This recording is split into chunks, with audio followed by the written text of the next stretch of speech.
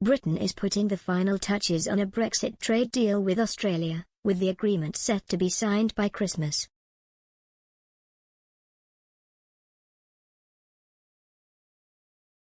Significant progress is said to have been made in discussions between International Trade Secretary Anne-Marie Trevelyan and her Australian counterpart, Dan Tehan, this week.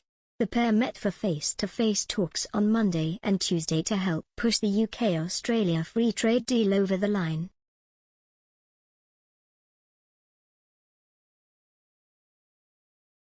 A trade pact was announced in principle in June, with both sides working since then to finalise a series of technicalities.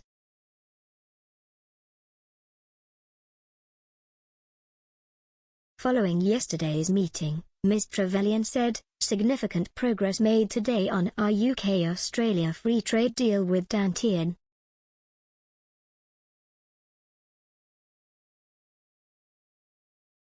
She added, "We want UK businesses to trade freely, boosting our exports and setting new global standards."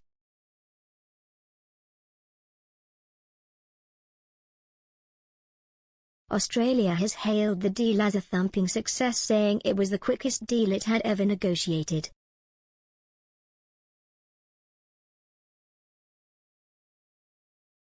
Trade with Australia was worth £13.9 billion last year and is set to increase following the implementation of a trade agreement.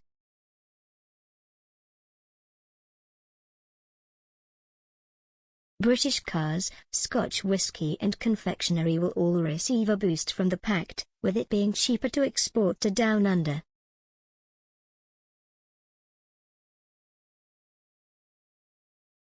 Under the agreement, Britons under the age of 35 will be able to travel and work in Australia more freely.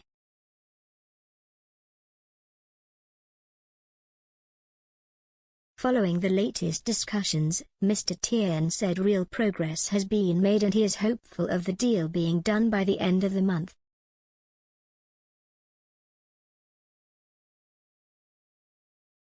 He wrote on social media, "Finalizing the quickest FTA Australia has negotiated during a pandemic requires real commitment from both sides."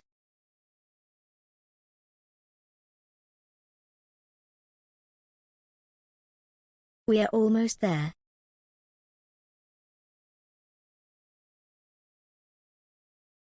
Would make a great Christmas present for both nations."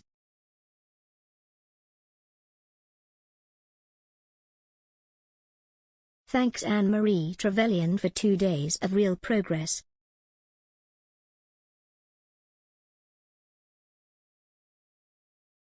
The latest developments also increase hopes a deal with New Zealand is close to completion.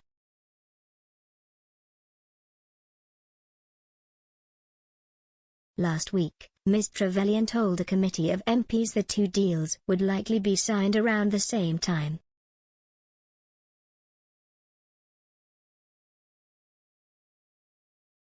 She said, "We're just in the final throes."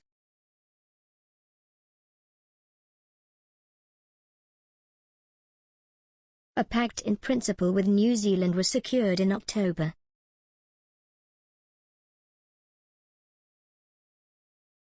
Ms. Trevelyan said, "With Australia, we are further along on the process to the final completion of the legal text.